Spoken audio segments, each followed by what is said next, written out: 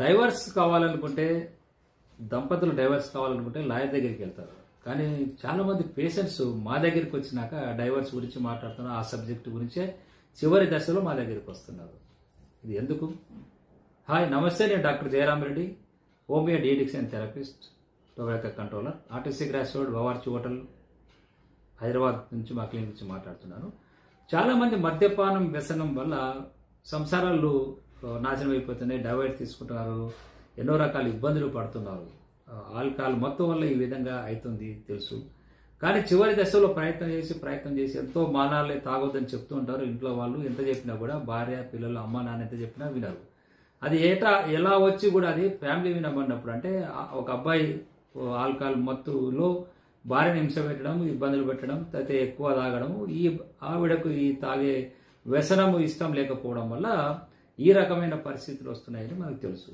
Alcohol సరదాగా సోషల్గా తాగే వాళ్ళు ఎవరు మా దగ్గర ట్రీట్మెంట్ రారు, 100% రారు. ఓవర్గా తాగి భార్యలను ఇబ్బంది పెట్టి, పిల్లల్ని ఇబ్బంది పెట్టి, బిజినెస్ నెగ్లెక్ట్ చేసి, భార్యలను కొట్టి హింస పెట్టి చేసినప్పుడే ఎలాగైనా ట్రీట్మెంట్ చేయించాలని వస్తారు. దానికంటే ముందు డైవర్స్ తీసుకుందామనే నిర్ణయానికి వస్తారు.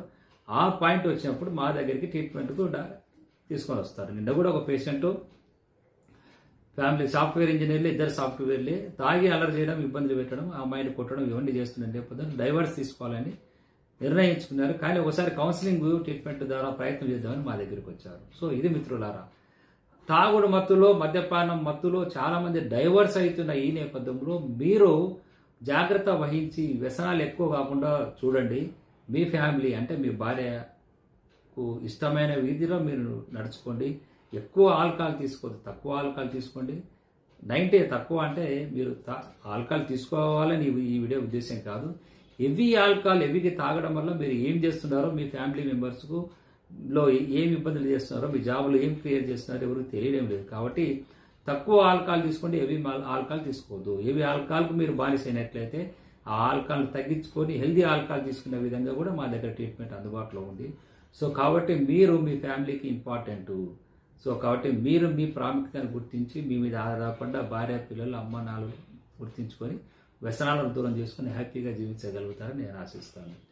ఈ ఛానల్ మేము చెడు వ్యసనాల పట్ల అవగాహన కల్పించడానికి కోసం ఈ ఛానల్ స్టార్ట్ చేశాము యూట్యూబ్లో. ఈ ఛానల్ సబ్స్క్రైబ్ చేయండి, లైక్ చేయండి, షేర్ చేయండి. Thank you very much for watching this video.